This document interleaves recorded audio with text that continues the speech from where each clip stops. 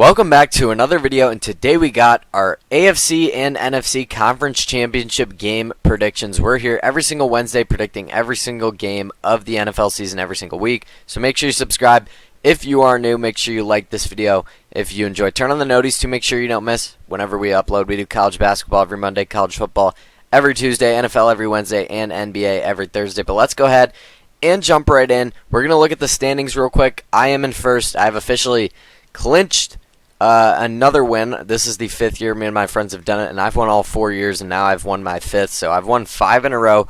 Can anybody ever beat me? It's not looking like that. I'm just the greatest picker ever. I mean, really, that's just what it comes down to. Obviously, I'm kidding, but yeah. So we do 2 points for playoffs, so 2 wins if you get it right, 2 losses if you get it wrong, and then 3 for the Super Bowl.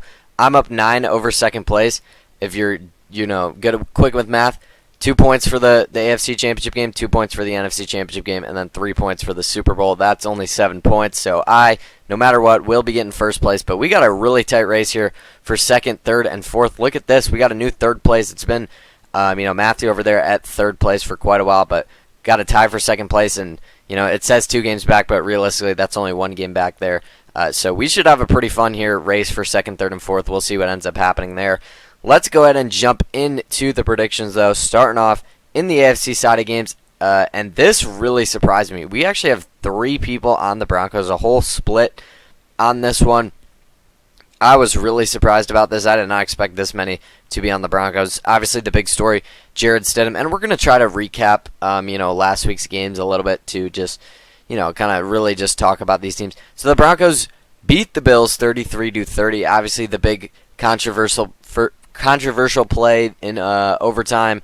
The Broncos, picked it off. Was it a pick? Was it a catch? Who knows? I mean, for me, they called it a pick on the field. I'm not upset with it being a pick. If you actually watch it in full speed, it does look like the ball's moving a lot. I know a lot of people, Bills fans, are going to argue it was a catch. He may have been down by contact. That's what a lot of people are saying. But slow motion, I mean, I don't know. When you watch it in slow motion, I honestly see the Bills fans' perspective a little bit more, which is weird because typically slow motion clarifies it. But I feel like when you watch it in full speed, it really did look like the Broncos picked it off. I get Sean McDermott where he's coming from, though. I don't know how you don't review that there. That's the biggest call of the game at that point, and they just didn't review it. It felt really strange to me. Obviously, the Bills ended up firing Sean McDermott, so it's pretty crazy. Sean McDermott could have been playing for a chance to go to the Super Bowl this week, and now, I'm not going to say off of that one call. They had a lot of turnovers in that game that really hurt them, but now he's without a job anymore. So it's pretty crazy how fast things can change in this league, but that's why we love it. Now, obviously, Bo Nix gets hurt on the second to last play of the game. Pretty crazy stuff. I don't know.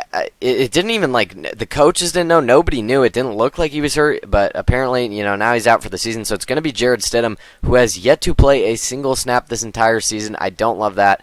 I do think Jarrett Stidham, though, he's been in the offense for a while. Maybe he can, not be terrible. Bo Nix didn't really throw it down the field too much. I know he had some good throws there. To take the lead there at the end, that drive, he had some pretty nice deep balls, but I mean, throughout the game, he was throwing a lot of short passes, screen passes.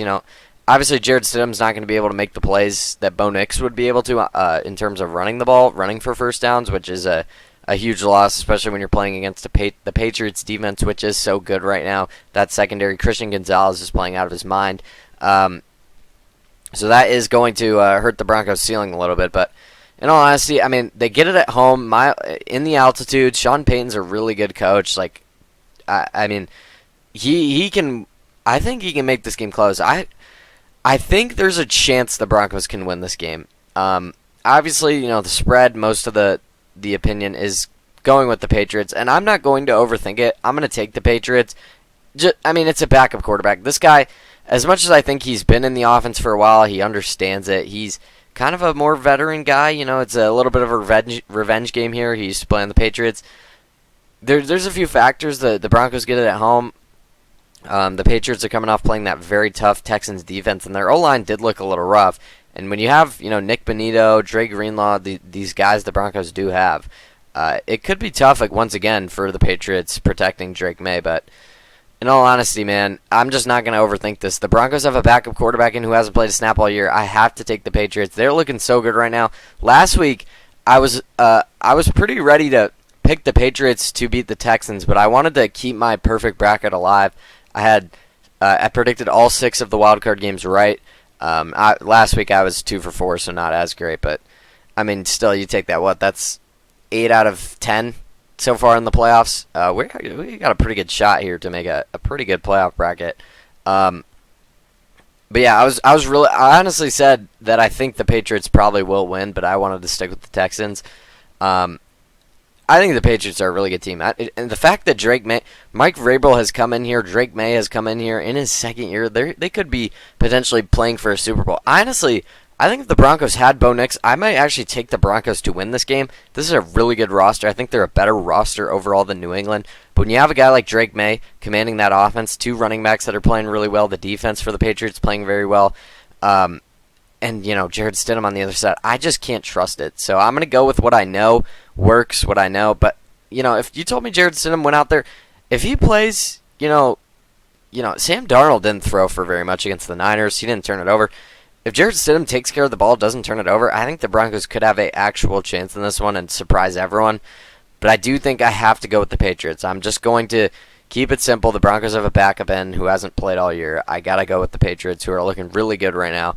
And then Rams, Seahawks. This also surprised me. I expected this to kind of be flipped. I expected, like a 5-1 split on this game. I thought it would be more of a 5-1 split towards the Patriots and then kind of an even split here.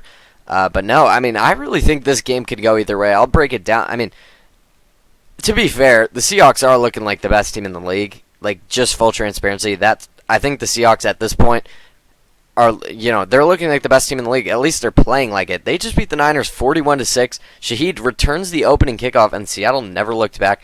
The fact that it's in Seattle, too, that environment is ridiculous. It's so scary going in there.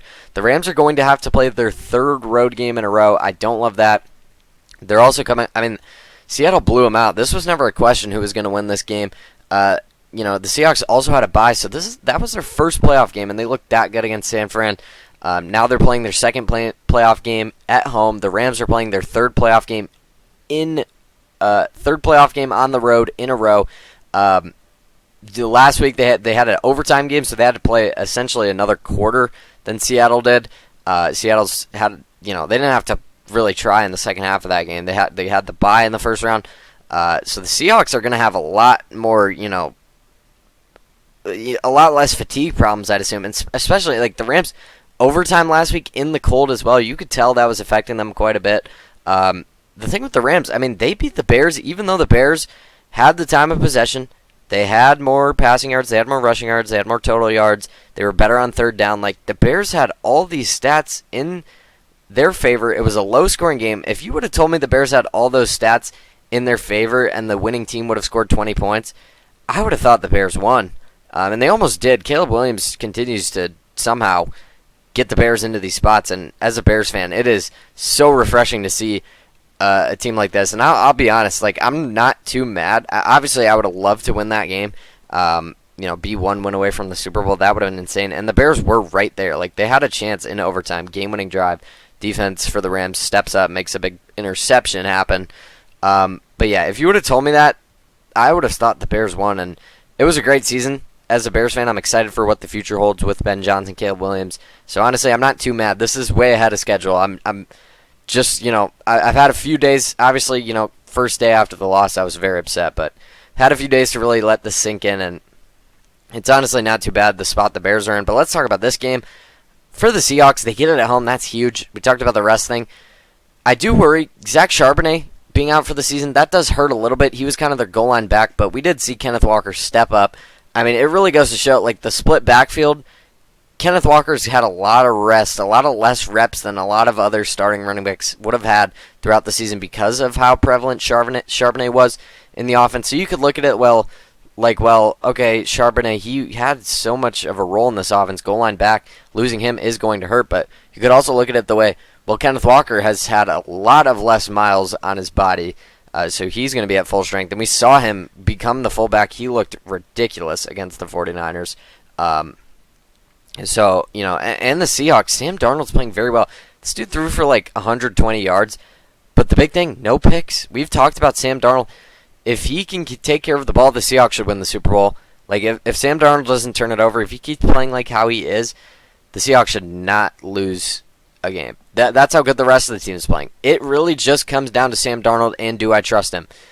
Sam Darnold versus Matthew Stafford. I'm still going with Stafford. I know the Rams have not looked good. Realistically, like the Bears defense, who's been struggling all season. The Bears defense gave up 42 points. 42 points to the 49ers. The Seahawks defense gave up 6. And the Rams went to Chicago to play the Bears, only scored 20 points in overtime. Imagine what they'll do against the Seahawks defense. I know there is a lot of signs pointing to Seattle. I will say I've had a perfect NFC bracket, if that means anything. This is my NFC Championship game. I predicted the wildcard games, divisional games correctly. And I originally picked the Rams to win this game and go on to win the Super Bowl for the Bills. Now the Bills part didn't pan out, but it is really hard for me to move off of my, gut feeling, gut opinion. And I will say these two teams have probably been the best two teams all season. And I think as of right now, Seattle is the best team. That defense is just so good. It is so hard for me to pick the Rams to win this game. What it comes down to for me, though, I think this is going to be a really close game. I know you're not supposed to do this logically. The Seahawks have a lot of advantages in this one. They have it at home. They have more rest. I know all that. The best, besides the Texans, probably the best defense in the league. Their special teams are probably the best of the 4 teams still alive. I still am taking the Rams. I'm sorry. I know. And realistically, it doesn't... I'm still going to win this picks thing with my friends either way, but I'm going to take the Rams. I know. I was trying to convince myself to pick the Bears last week. I actually almost did, but I stuck with the Rams. I stuck with my pick. I'm going to stick with my pick here. I don't love doing this. I feel like the Seahawks have a very real chance to win this game. The problem is I feel like Sam Darnold, we saw the Rams beat the Bears because Caleb Williams threw, 3 interceptions? Stafford didn't throw any. His receivers were making big plays on third downs. Puka Nacua, Devontae Adams, the tight ends are really good for the Rams. They were making big plays there at the end of the game. And what it comes down to, I trust Stafford more in the clutch than Sam Darnold. I know he's been playing so good, but it's the same thing we've been saying. If Sam Darnold does not turn the ball over in this game, the Seahawks probably win. Maybe even pretty comfortably. Maybe not that comfortably, but I think the Seahawks win by maybe a touchdown. But if Sam Darnold starts to press a little bit, throws a pick, maybe 2, I think the Rams win this game because I don't see Stafford throwing a pick. I don't see this Rams team really making mistakes. It reminds me a lot of Indiana in college football. You're looking at the upside of a lot of other teams. Maybe they have higher ceilings, but Indiana doesn't beat themselves, and that's what the Rams are looking like right now. I know they haven't looked great in the playoffs. They struggled against the Panthers and the Bears. But I'm trusting Stafford. I'm trusting Stafford to make the right read. I still trust him more than Sam Darnold. He's the veteran guy. I still think Sean McVay is the best coach in the league as well. So, I don't know. I don't love it. I think if everyone in the comments is going to hate me for that, a lot of people are on Seattle, and for good reason. They're the favorite. They're playing like the best team in football right now, but I have to take the Rams. I'm sticking with my pick. I'm sorry. It's a gut feeling. I just have a feeling Stafford and Sean McVay and the Rams are going to find a way. But that's going to do it for the AFC and NFC Conference Championship game predictions. Hope you guys enjoyed this one. If you did, make sure you go on there, leave a like, subscribe to the channel if you're new. Comment down below what you agree, what you disagree about my predictions. I'm assuming many of you are going to take the Seahawks to win this game, which is fair, like I said. But yeah, thank you so much for watching once again. Make sure you turn on the notice to make sure you don't miss whenever we post. Did I say this already? I'm not sure. I'll say it again. College basketball Mondays, college football Tuesdays. I think I did say this already. I'm all over the place. I don't know what's going on.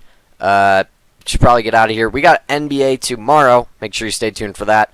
And yeah, thank you so much for watching. I will see you guys tomorrow with another episode of NBA Playoff Watch.